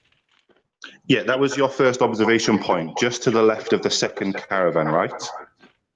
That's right. Okay. So down to the rocks below, which are the big boulders underneath. Yeah. Yep. Okay. I can do that. But how long have we got left, Nath? 3/4 of an hour. Should I go and do it now? The only trouble is it's absolutely bouncing down, and I don't have a second person to help me do it at the minute. She's out with the dogs. If the weather's better you're tomorrow, gonna I'm backtrack gonna do now it and go, tomorrow. it's raining. Well, you've dug yourself this grave now. I was thinking this while you were suggesting it. I could the do thing it. is, I've got video of me throwing the tape down here and doing the hypotenuse. I've also physically measured it 3 times, and Let's it see all it then. comes out to Let's see exactly that. the Let's same see what you've got. Let's bring up what you've got, Ranty. Yeah, play the I'd video. have to find it. Yeah, all You right. put me on the hop. I've got loads. Give me 10 minutes, and no I'll worries. show you the videos that we have. And we can talk about Belu in the meantime. I think I might have it. I think I might have it here. Yeah. Hello, the Rumpus. Hello. Hello. Hi, the Rumpus. I demand, Nathan, that we treat the Rumpus with respect today.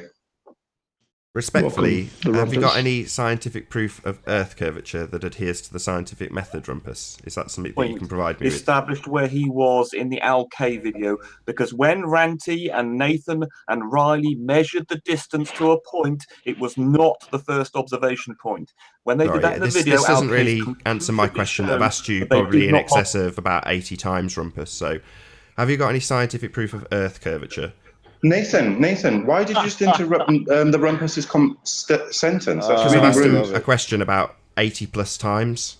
That's why. Yeah, but he was that. in the middle of. He was in the middle, Nathan. He was in the middle of talking to me, not you. So just wait your turn, please. Thank All right, you. well, my will turn respond was to you, Nathan. several I just shows wanna make ago, a Lottie, and you point. weren't here when I asked him. So, unfortunately, your turn is massively superseded by the 80 plus times I've asked him. No.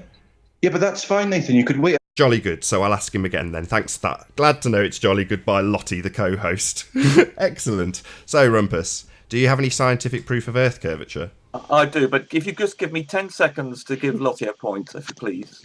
Lottie, make sure, look at the Alk video about Riley's lower measurement point. It does not match where Nathan, Ranty, and Riley measured to in the video. So do not accept. Excellent. So you've had your 10 seconds. So where's your scientific proof of Earth curvature then, Rumpus? I'd like to see it. Please, if you don't mind, take your time.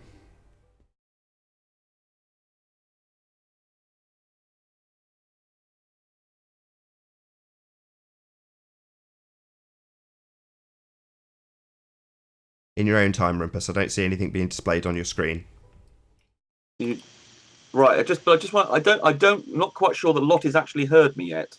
Lottie, I don't care. Look at the Alk video. Not interested in your conversation with Lottie. Have it off air. Okay, Where's your scientific proof of Earth curvature? I just want to make sure that Lottie. Are we going to get into triple digits of me asking you this question? Rumpus, thank you. Thank you very much. Yeah, I don't want to get into triple digits of me asking you. Right. Also, okay, from what I just caught in the image you've just shown, the video you showed about Ruhif, about the astronauts being. Sorry, Rumpus, why are you joining in on these recent conversations when there's an outstanding question that's been asked in excess of 80 times? I just saw this. Just put up on screen your scientific proof of Earth curvature. That's all you're here for. You've got it there, actually. You've got scientific proof with your picture of a sunset. Sorry, that is not an adherence to the scientific method, Rumpus. Are you a moron? Are you a complete moron? That's a picture of a sunset. Absolutely, this is the best you've got. You're telling me when I ask you for scientific proof of Earth curvature that there's one on screen in a hangout on Google. You having a laugh, man?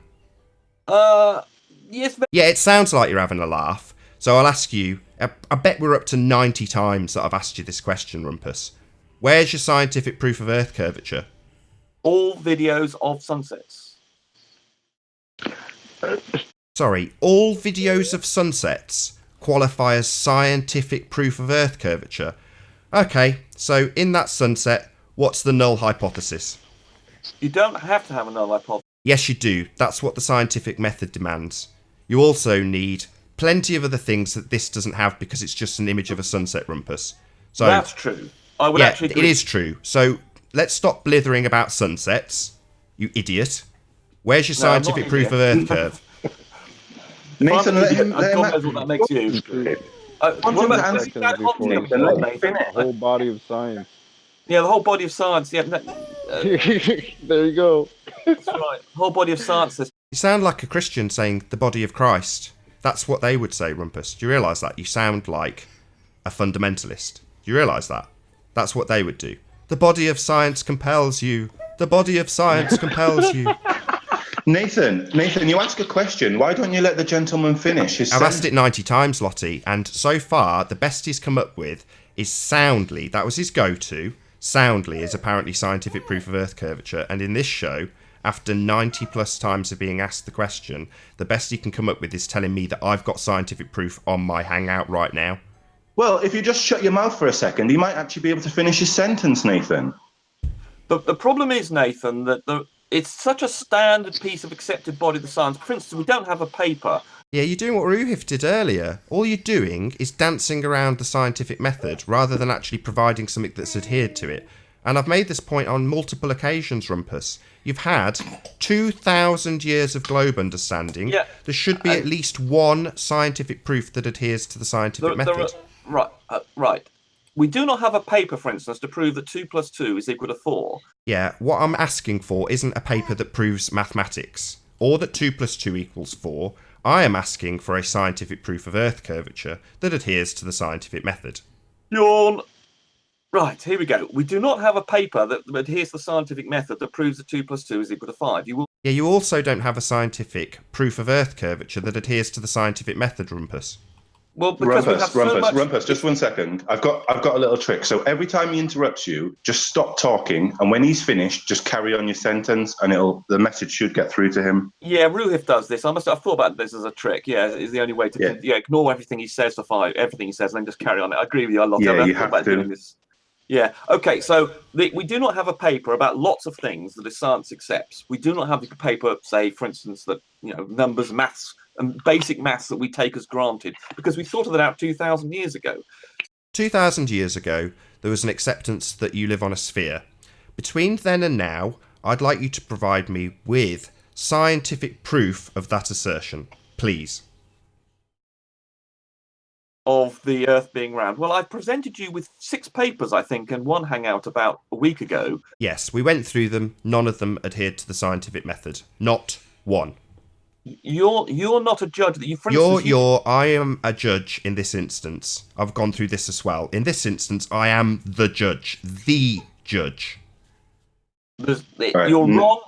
You're wrong. No. Right. Why is it that I've asked 90 plus times for scientific proof of Earth curvature, and all we ever seem to do... Shut up, Nathan. All we ever seem to do is dance around how narrow or how broad the scientific method is. Why is that? Why isn't it that you just haven't provided something that we can go through and say, yeah, this adheres to the scientific method. This would be considered scientific proof of Earth curvature. Just shut up for a second, Nathan. You don't know what the scientific method is. For instance, you've just asserted that the null hypothesis is a requirement for the scientific method. That is only a requirement for certain sorts of scientific investigation when you have two competing... Yeah, here we go again, telling us why the scientific method's wrong. Why aren't you providing a scientific proof of Earth curvature? Why are you discussing the limitations or the exclusions that the scientific method have? Why aren't you just providing me with a scientific proof of Earth curvature? Because you are defining what you think is the scientific method, and I keep on asking you what you're doing it again. You're trying to discuss my adherence or my understanding of the scientific method, and I don't want to do that. I simply want you to provide me with what 2,000 years of globe understanding has provided to the world at large as a scientific proof of Earth curvature. No, you want me to present something that fits into what your idea of the scientific method is. No, I want something that adheres to the scientific method. Not what my idea of the scientific method is. I want something that adheres to the scientific method. You present it, and I'll scrutinise it, Rumpus. You're not presenting a damn thing. You're just arguing with me about my understanding of the scientific method, rather than actually providing a scientific proof of Earth curvature. You are failing to do this, and it's going to get up to the point where we are asking you hundreds of times to actually provide something, and you continually fail to actually provide any scientific proof of Earth curvature. Really, Rumpus? Are we going to get up to 100 times of me asking you this exact same question over and over again? Do you understand that, chocolate on your nose? Finish your sentence. Let me just clarify one thing, just so you know. Some people that are too stupid to understand the scientific method, Nathan, and you are one of these people. Yeah, I'll decide whether or not the paper that Rumpus provides adheres to the scientific method once he provides it. The problem being Rumpus hasn't provided it. He's provided stuff that doesn't adhere to the scientific method thus far, and is now criticising for me for my understanding of the scientific method, rather than just providing another different paper that we could scrutinise that does adhere to the scientific method. You can't, Nathan, you can't scrutinise anything. I will scrutinise it if it's provided. It just hasn't been. Nathan, you're not in a position to judge whether something follows the scientific method. Yes, I am perfectly capable of judging. I am the judge in this instance, Rumpus. So, if you can do it, if you're capable, please go and provide scientific proof of Earth curvature to Nathan, me, so just I to can save some pass time judgment here, on why it. don't you explain to the Rumpus that you know what the scientific method is? Go I ahead. will scrutinise a paper that he provides. That's what I will do. No, Nathan, what we want to do is just to make sure that you know the scientific method. Why don't you go ahead and explain to the Rumpus what it is so that he can then confirm that you are aware of it? No. What I will do is scrutinise the paper that provides scientific proof of Earth curvature. That is what I will do. I will not be put on a pedestal and demanded that I provide proof of... Eleanor, can you stop that, please? Stop it. I will not be put on a pedestal and demanded anything of. I am in a position where I have to accept that there has been 2,000 years of an understanding that we live on a sphere. Therefore, it would be safe to assume that you could provide a paper for scrutiny that adheres to the scientific method. My understanding of the scientific method is irrelevant. It doesn't matter whether or not I understand it. I can get help. There are plenty of other people who can also scrutinise it alongside. All we need to follow this process is for the Rumpus to provide us with this scientific proof of Earth curve. And then, no, I'm not a scientist. It may take me a while to look through it. It may take me some help, Lottie. But that doesn't change the fact that we haven't been provided any scientific proof of Earth curvature by Rumpus to be scrutinised. That's what I'm asking for. I'm not asking him to dissect my understanding of it. I'm asking him to provide me scientific proof of Earth curvature. And I'm pretty certain we're now well into the 90 times of asking for scientific proof of Earth curvature from Rumpus, and he hasn't provided any, Lottie. So no, let's not concern ourselves with what is understood on my side of the table, and let's see what 2,000 years of globe understanding can actually provide you with to satisfy me. Yeah, I can turn Nathan down, actually, so that just we could talk. Turn me down and I'll kick you out. Hi, welcome, Alan. Hi, Alan. Hello, Alan. Good to have you. Hello, good morning, boys. We've got Alan B here to add some sanity to the call. Thank you. What I particularly like is the way that Nathan set up a totalitarian theocracy. It's an argument he can't lose. Oh, right. So asking for a scientific proof of Earth curvature is an argument I can't lose. Excellent. Why do you think I keep using it, Alan?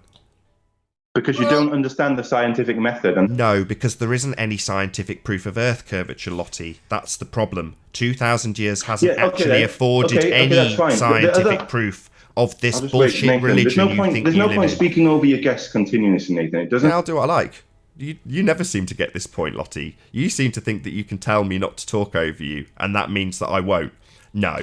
I'll just keep reasserting over and over again that you've had 2,000 years to come up with a scientific proof of Earth curvature, and there isn't any. Alan's just come on and said, it's an argument he can't lose. That's right. I can ask a million times, and Rumpus will never, ever be able to provide a scientific proof of Earth curvature, because there isn't one. There is no scientific proof of Earth curvature. if there was one, it wouldn't matter how many times I interrupted. He'd just stick 20, 30, 400 up on screen, because you'd expect there to be 20, 40, 300 million of them after 2,000 years of acceptance. Oh, right, okay. Let's see one. You don't understand them. Okay, I'll make it nice and clear. Rumpus, please can you provide me with the following: a scientific proof of Earth curvature. You don't need a null hypothesis. Oh, so rather than actually providing it me, Rumpus is now telling me that it doesn't need something, that the scientific method's wrong. He's not just sticking it on screen, he's not just providing it, Lottie. I've listened to his bullshit, and he's not giving it me. You don't need a null hypothesis. See, he's doing it again. Rather than providing a scientific proof of Earth curvature, he's telling me the things it doesn't need. Do you see, Lottie? It's not about not listening or not talking over people. It's about the fact that there isn't one. There is no scientific proof of Earth curvature. Nathan, can we just have a civil conversation here? Let's stop talking over each other and let's have a conversation. So the Rumpus has said you don't need a null hypothesis. That's fascinating.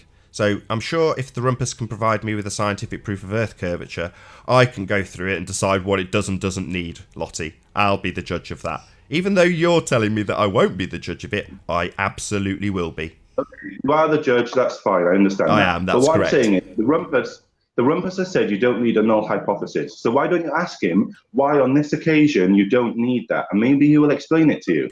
Maybe I could ask him that. Or I could ask in excess of 100 times for a scientific proof of Earth curvature to be provided to me, and then I'll judge it at my leisure. That's fine, but your criteria is wrong. Yes, You're Nathan, you judging also it asked incorrectly. See, I'm being told, it sounds like, while you're talking over each other, Lottie and Rumpus, funny though that might be for the audience, funny that you're talking over each other whilst telling me off for talking over you. It is amusing, but the reality is, I'll decide what I'm asking. I've asked it in excess of 90 times. Next show, I'll point out that I've asked it in excess of 100 times for a scientific proof of Earth curvature to be provided to me. 2,000 years, we should have one. Nathan, I should be able to go through it at my leisure. I don't need to justify my understanding Nathan, of anything. You've asked him 90 times, remember, which is nearly double figures. Nearly double figures. Do you know what double means, Lottie? Are you mathematically retarded? Double means 2. So it's not nearly double figures. It is double figures, Lottie. Man. You retard. No, you said nearly double figures, Nathan. It's already double figures. You said this a couple of shows ago. Double is 2. We're nearly into triple figures, Lottie. Clearly you're retarded. So, yes, don't poison the chat with your retarded nonsense. We're nearly into triple figures. We are in double figures. 90's double, 2. That's what double means. Anyway, let's not get distracted with how many times the question's been asked based on double or triple digits. Let's focus on the fact that after being asked in excess of 90 times, Rumpus has failed to just provide any scientific proof of Earth curvature. And as Alan has pointed out, nicely, there is no scientific proof of Earth curvature. It's an argument I can't lose, Lottie. You seem to think censoring. You think the only way you can defend your position is censoring people. I'm not censoring people. Are you so scared of having a debate that the only way you can engage with people is to censor debate? Very strange having a debate channel in which you censor debate. I'm not censoring anything. I'm asking you for scientific proof of Earth curvature. I keep asking for it, but I just never get it. And I keep on, and you don't allow me to answer. No, you do answer. You tell me that you don't need a null hypothesis. So you're not actually giving me a scientific proof of Earth curvature. You're telling me what I don't need.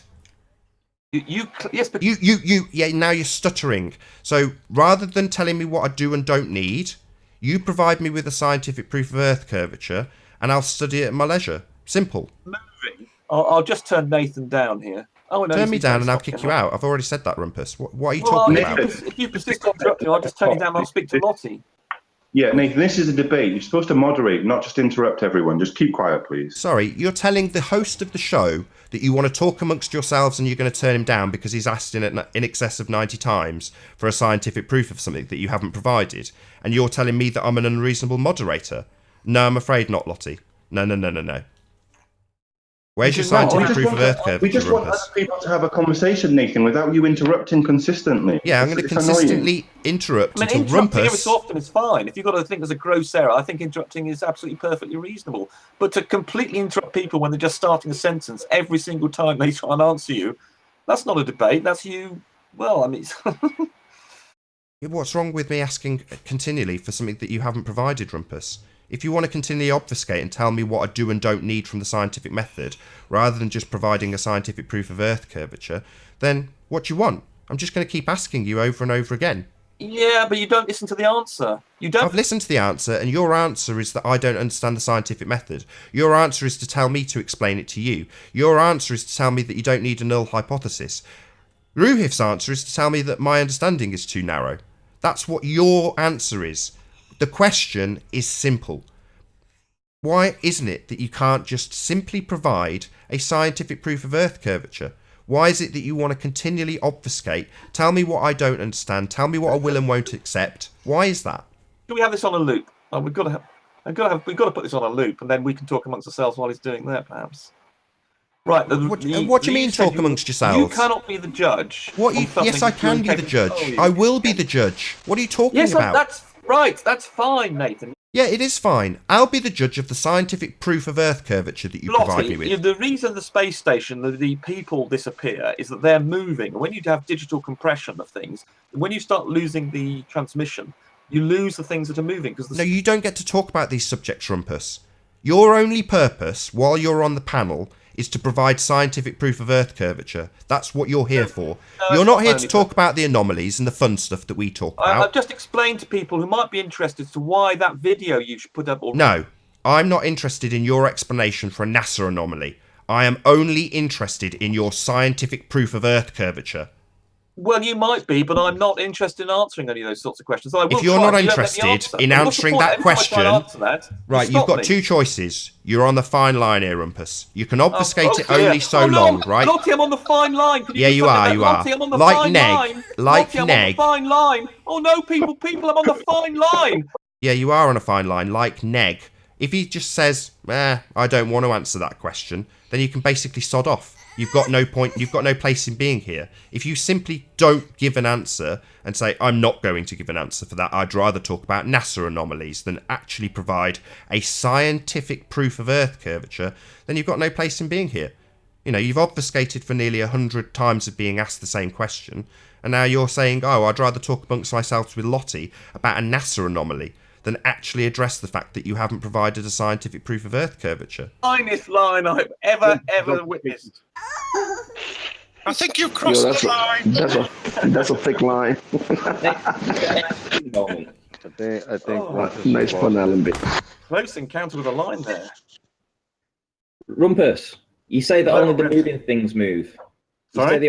You said that only the moving things are moving and getting glitched out. Yeah, okay. So I want you to pay attention to this area here. Okay. Nothing is actually moving at all. Nothing's moving at all. But you watch how this glitches out as well. Right, which here we go. What's going on here? What's going on here? What's going on there? What's that? Isn't that simply compression? Oh, yeah, no. It's a compression issue. Yeah.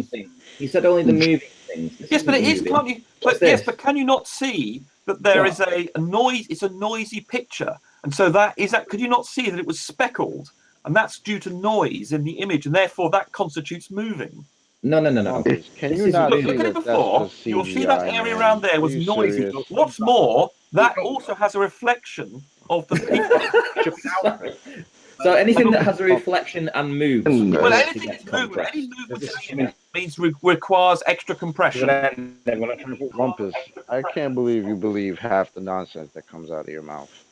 Oh, I believe everything. Well, reality is complicated. Whoever said that, and that you're really saying that this is reality. You Absolutely. Look at this and you say this is reality. Absolutely. Oh my God. Come on. We have independent evidence. We have many independent lines of evidence, and it conforms to the laws of physics.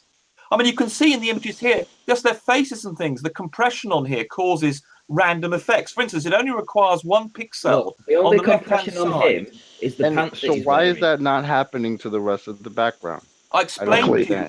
I explained to you, it's things that are moving require compression. Okay, so not what's moving. going on in the cabin and the right? Are you familiar with the idea of keyframes and things in video compression? All that stuff on the right is not moving. Well, it only has to Are be. you telling me they cannot has to be they changed. cannot film the video?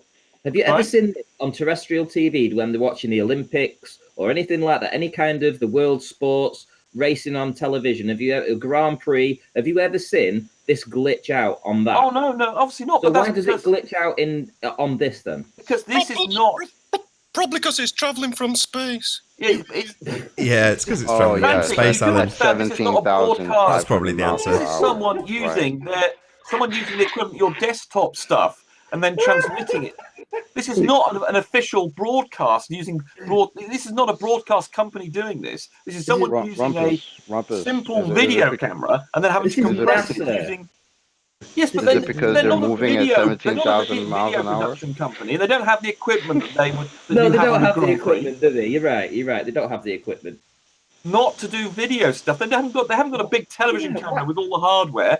Remember, every kilogram to get into space requires I can't remember how many kilograms of fuel you need to get a kilogram of space, but it's a large amount. That's the case then. Why don't they put him on a diet then? Look at the size of him. If he's, seriously, why have you sent him up that size? Get him on a diet, right? If it costs all this money to send every kilo up, right? Look how many kilos he's got there. Yeah, but then they're probably accused of discrimination of being fattest or something if they did that. Get out of it. It's NASA. They would be accused of discrimination if they did really. allow So F1 drivers who require extreme. Hold on, Rumpus. Rumpus, you're talking over constantly. Rumpus. So when they have F1 drivers that have to be in the peak of physical condition in order to drive an F1 car, would you say that they're being prejudiced against fat people? Shaming astronauts now? No. I'm saying that you would require to be light because of the limitations of space. That's Ranty's point. I'll give you an answer, Nathan, if I can. These people are here because of their brain power. The people in the Grand Prix car are there because they can do the best at driving. This guy might be the best at doing whatever he does in a car that's being fast. If this guy was no good at his job of being whatever it is he's doing here, unless he's on some sort of teacher some sort of that NASA propaganda thing to get why has he got a watch on? Why have they brought watches up? I have no idea. No, all these extra weights, all this extra weight that they're bringing up, it all adds up. He's got a belt on here, Yeah, I mean, I think why don't they put them in suits? Why don't weigh anything? I mean, come on, you cannot watch this and think it's real. It is absolutely 100% real. This is the biggest load of nonsense. We've got layers that are dissolving into each other. How you can claim it's real and it's just a camera glitch because it's a handheld camera is beyond me. You can see the ISS from your. You could see it if you wish to. You can see something. So, Rumpus, you believe that these guys right now are moving at 17,000 miles an hour Absolutely. on the ISS? I mean, have you been in a train? I mean, you've been in an aeroplane, I presume, that travels at 500 miles an hour. Did you feel any great stress doing that? Yeah. It doesn't come 17. Yeah. No, but did you feel as though you're being thrown around at 500 miles an hour? No. Yes, I did. Yes, absolutely, unequivocally, in a plane, you feel forces. Yes. But do you understand the principle of Galileo's theory of relativity, that you could be for instance, in a train. Sorry, did you just ignore what I just said, Rumpus? Yes, I've been on a plane, and yes, I could feel forces acting on me. Did you just completely ignore that? I didn't hear that. Okay, right, I'll say it again, no problem. So I've been on a plane, and you can unequivocally feel forces on you the entire time you're on the plane. Right, that's due to the change in velocity. You're not maintaining a perfect 500 miles an hour because of winds and things. Oh, so it's a crap example then. So it's a rubbish example. So why did you bring it up? Why did you bring it up then? Why did you bring it up? What's the last question? Why did you bring it up then? Because in space you don't have winds and things, and you can go along perfect with it. Well, actually, they're going through a tiny bit of the atmosphere, so they are affected very, very slightly by the atmosphere, but basically they're going through a vacuum. No, that wasn't my question. My question was, why did you bring up an aeroplane? You're now telling us what happens in space, but you tried to use something as an analogy. You used a plane. I'm asking why.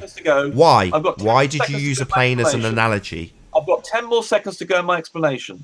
In space, you can go along in perfect straight lines and you're not affected by winds and things, so you do not feel the forces that you felt on an aeroplane. Who's you? I don't feel the forces in space. I've never been to space. That's why I'm asking you about something that was analogous, which was a plane, which I have been on. Right, but you accept that you're not feeling the forces of 500 miles an hour. You're feeling the effect. No, are you deaf? Are you stupid? I've just said it twice. Yes, I felt forces the entire journey while I was on a plane.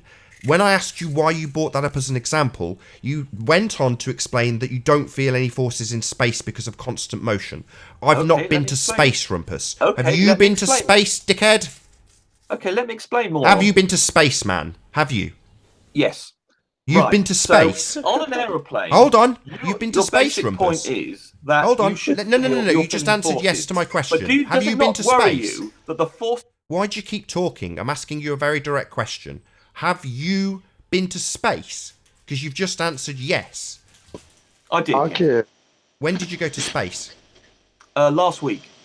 You went to space last week? Last week, yes. Tell me all about it. Then you Freemason them. Hold on, let's hear it. Yeah, I was in space last week. Yeah, I had quick stuff.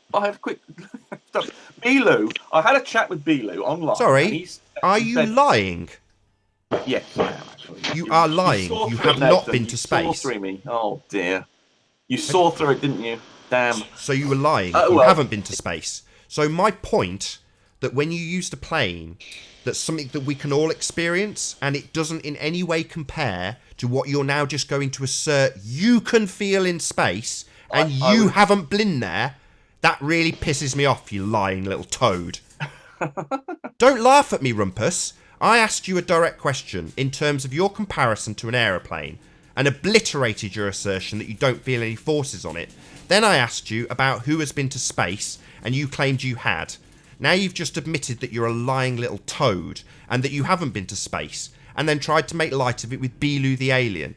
Now, while it's fun to make fun of these idiots who believe in Bilu, or these idiots that believe in Starman, none of us have been to space, including you lying toad. I'm trying to answer your question. Yeah, you think it's funny. I just find you a disingenuous liar. I mean, you're so stupid. I mean, you're stupid. We'll cut out that section and we will play it at nausea. Rumpus is a liar. I'm trying to answer your question. You are a liar. You claimed you had been to space. You are a liar. Yeah, you think it's funny, man. Yeah, I'm going to hold your toes to the fire with this as well, you lying toad. Rumpus is unequivocally a liar. He lied on this show about going to space. The point being that we can't go to space. We can't validate any of this stuff we're anomaly hunting with. We can't double check it for ourselves. That's why I highlighted his analogy with an aeroplane. And I'm trying to answer your question. No, you didn't. You lied. You lied and said that you'd been to space because you're a liar. That's what you did, Rumpus. You lied to me, you lied to the panel, and you lied to the audience. Now you're laughing about your lie. You disingenuous lying toad. You've got no scientific proof of Earth curvature, and all you can do when you draw analogies when you're anomaly hunting, all you can do is lie. Socially dysfunctional. It wasn't a lie, Nathan. He did lie. I asked him a direct question about space and whether or not he'd been there. His answer was yes. I then forced the issue and asked him again if he'd been to space, and he answered for a second time, yes, I have been to space. Rumpus is a liar. Dysfunctional. Rumpus, just let him talk to himself. Yeah, I'll turn him down again in a minute. So I get Go on then. All right, I'm trying to give an answer. Turn me down, Rumpus. Watch what happens.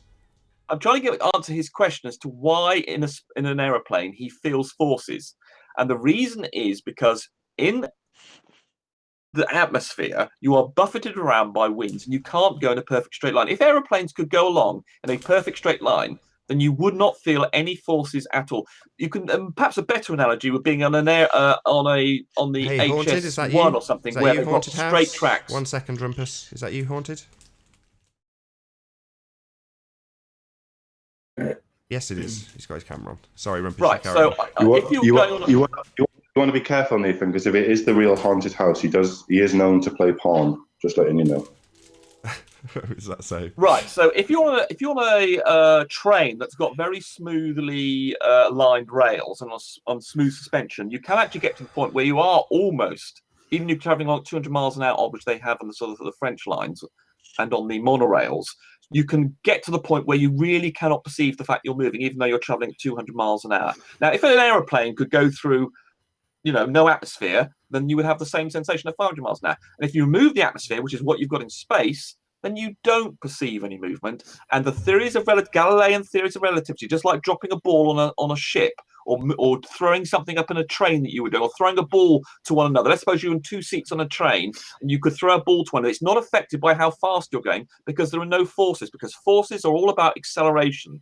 Right, that's total nonsense. The same applies to a train. I've been on a train. I've been on some very, very fast monorails. I've been on some 200-mile-an-hour trains, and you do feel the forces on them like you do on aeroplanes. So, why is it that when we ask you about why there's no forces acting on them, you go and tell us about trains and planes where we do feel forces acting on us? They're very small, though, Nathan, aren't they? Right. Admitted, well, they're very, non-existent in the anomalous footage that we have shown. Do you accept they're very, very small in comparison to the forces you would expect if the forces were proportional to the speed? So it's not like 200-mile-an-hour forces, is it? It's very small little forces. Hold on, is that really Infinite Plane Society? I doubt right, it. But do you Hold on a second. Is that you, Infinite Plane Society? Even though you're traveling very, very quickly. Rumpus, you believe Well, hold on. I'd like that Nathan to human I'll answer your question, whoever it is, Chocolate. But I'd like to hear Nathan confirm that the forces he experiences on this monorail and things are very, very small, even though he's traveling at 200 or 300 miles an hour on a train and 500 miles an hour on an aeroplane. It's not comparable to space. I have never experienced space. So while you're trying to claim that the forces are very small, they are still existent. And what we are trying to compare it to is non-existent, completely linear forces. So, inertia at its best on the ISS, we can't experience that, Rumpus. So comparing it to something with small forces means nothing.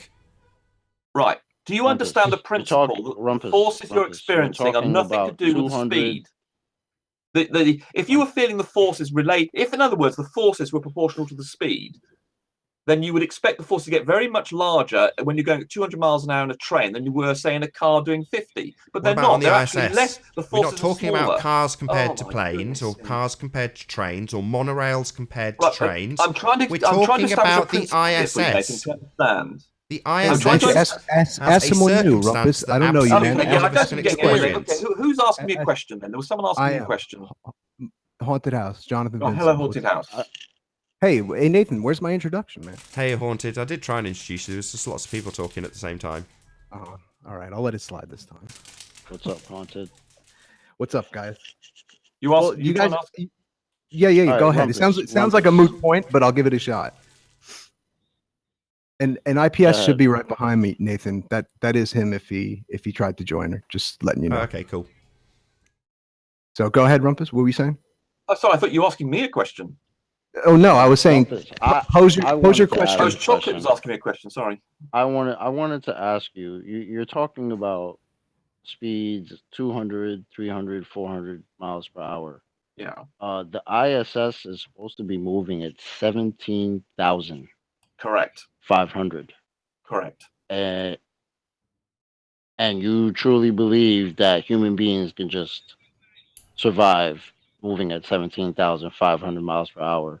Right. Well, when trains were first with no forces in space.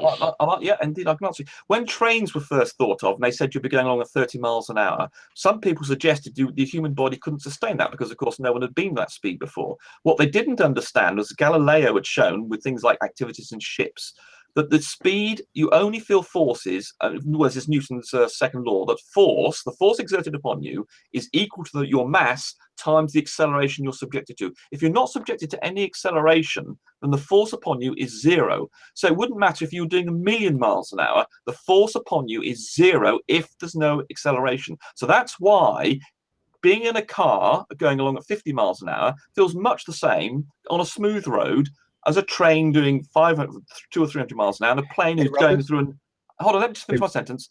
and then a plane doing 500 miles an hour. They don't feel that much different. Whereas if what you're saying is that there's a relationship between the speed you're going and the forces you're feeling, you expect there to be, in a car it's a bit more jiggly, then a train is that much more jiggly, and then a plane would be much more jiggly. We get the point. You know what the problem is with what you just said? You said that all the descriptions you just made, you said because these people, Galileo and Newton, proved this stuff. But where's the practical example? You know, what you're explaining, if you're trying to prove something to someone, you got to have a similar interest in things. There's got to be some type of common understanding of what you're talking about. And all these things have been invented after Galileo and all that. So you really can't reference things hundreds and hundreds of years ago. We're talking about right now. We're talking about guys on the internet, practical shit. Okay, but I'm not even sure what the point is. Do you know what an accelerometer is? Do you know what an accelerometer is? Yeah, somewhat. Right. So so an accelerometer measures the acceleration. So you've got them in phones and things. So you can hold. We'll stop right there. Measures acceleration. What does that mean? Acceleration is how fast something's moving. How fast something gets up to speed. No. Right. Obviously, you don't know what. Okay. Let's just say the difference. Do you know what the difference between velocity and acceleration is? Sure. Yeah. Velocity comes after the fact. No, that's not an answer. That's not a correct answer. Velocity of something. I use velocity when I wash my car. I go back, I step like 20 feet away from the car, and I launch the water at the car. So it picks up velocity, and when it hits the car, it's got more weight behind it. Whereas if I stood 2 feet from it, no, you don't. It's going to have a different velocity. You've got some vague idea. Acceleration is the change in velocity. Hey, is that the real Tim Osman? How are you doing? Right, but get to the point though. Let me finish. Right, hold on 1 second. Can I just say hello to our new guest? So do you understand? So do you understand that velocity is the change of position divided by time? So, for instance, if I travel 1 kilometer and I do that in a second, I have a velocity of 1 kilometer per second. But I've also it's directional, right? Yeah, well, no, let's forget the direction. Let's just concentrate on the magnitude here. So if I go 1 kilometer in 1 second, I'm doing 1 kilometer per second. But if I started at 0 and I go up to 1 kilometer per second, I've actually undergone an acceleration of 1 kilometer per second because you divide by the time again. So acceleration. So for instance, if you're doing 40 miles an hour. So what are you trying to prove here? I'm trying to prove to you I'm trying to define acceleration for you because you don't understand it. And I understand acceleration good enough. I'm wondering why you're trying to convince me. Right, because what are you selling? Hold on, let me finish my sentence. You are asking me why you don't feel forces. Forces are related to acceleration. I feel forces. Hold on. But people like you get confused between velocity and acceleration. Forces are only related to acceleration. And that's why you can be going 1,000,000 miles an hour in velocity and feel no force. What would matter is if you change between 1,000,000 miles an hour and say 500,000 miles an hour. If you did that in a second, you would feel the most tremendous forces because it's the change in. Hold on, let me finish. Hold on, let me finish my sentence. It's the change. I cut you off. Hold on. It's the change in velocity that over a period of time that is acceleration. And that's what you feel as a force. If there's no change in velocity, so if you're doing 17,000 miles an hour in a spaceship and you don't change your velocity, you do not feel any force. That's a fundamental Newton's. How does that change life? So at some point they had to actually accelerate to that point to reach that point. Very good, Chocolate. Very good. Yes, exactly right. I think we're at a moot point here because nothing's really being said here. What do we like? What changes? What changes now? What I'm trying to ask Rumpus to think critically and tell me: can you really believe that human beings can survive traveling at 17,500 miles an hour? And with that, I'm going to say first and foremost a huge, massive, enormous thank you to all of the live audience for tuning in and hopefully for sharing this debate. And also a massive thank you to all of the debating panel for making this debate possible. If you've not done so already, be sure to like, comment, share and subscribe. I've been Nathan Oakley and I will see you all in the next video. Oh, what a day! What a lovely day!